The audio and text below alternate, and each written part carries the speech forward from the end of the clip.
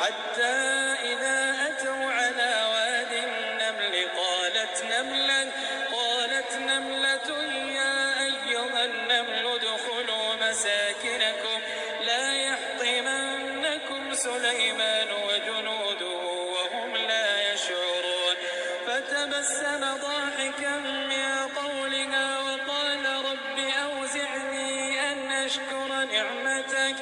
وقال رب أوزعني أن أشكر نعمتك التي أنعمت علي وعلى والدي وأن أعمل صالحا ترضاها وأدخلني برحمتك في عبادك الصالحين وتفقد الطير فقال ما لي لا أرى الهدهد أم كان من الغائبين لأعذبنه عذابا شديدا أو لأذبحنه أو ليأتيني بسلطان مبين فمكث غير بعيد فقال أحطت بما لم تحط به وجئتك من سبأ بنبأ يقين إني وجدت امرأة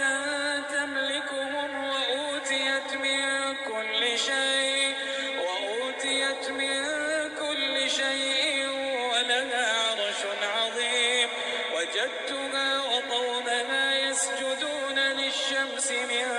دون الله وزين لهم الشيطان أعمالهم فصدهم عن السبيل فهم لا يهتدون ألا يسجدوا لله الذي يخرج الخبأ في السماوات والأرض ويعلم ما تخفون وما تعلنون الله لا إله إلا هو رب العرش العظيم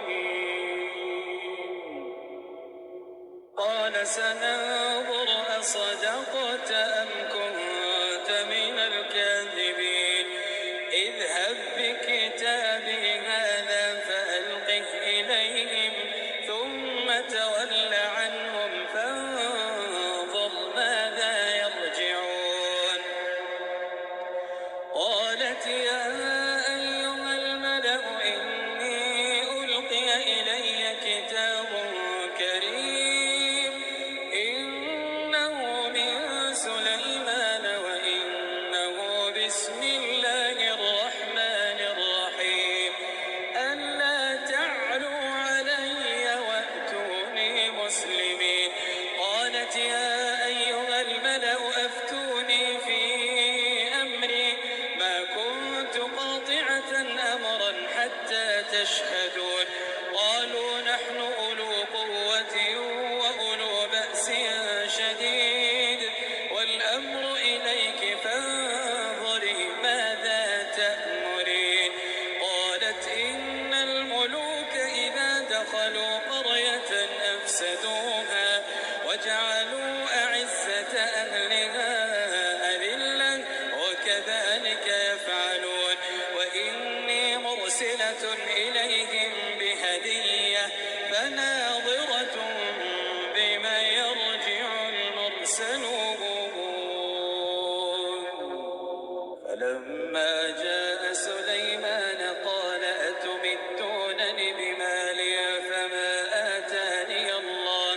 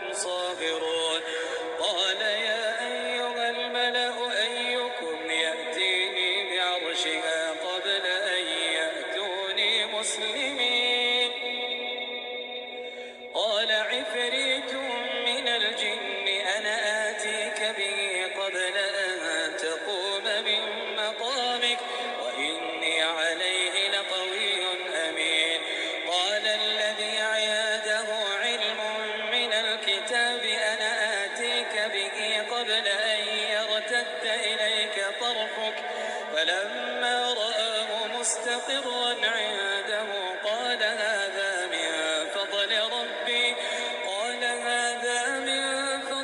ربي ليبلوني أأشكر أم أكفر ومن شكر فإنما يشكر لنفسه ومن كفر فإن ربي غني كريم قال نكروا لها عرشها ننظر أتهتدي أم تكون من الذين لا يهتدون فلما جاءت قيل أهكذا عرشك قالت كأنه هو وأوتينا العلم من قبلها وكنا مسلمين وصدها ما كانت تعبد من دون الله إنها كانت من قوم كافرين قيل لها ادخل الصرح فلما رأته حسبته لجة وكشفت عن ساقيها قال إنه صرح ممرد من قوارير قالت رب إني ظلمت نفسي وأسلمت مع سليمان لله رب العالمين ولقد أرسلنا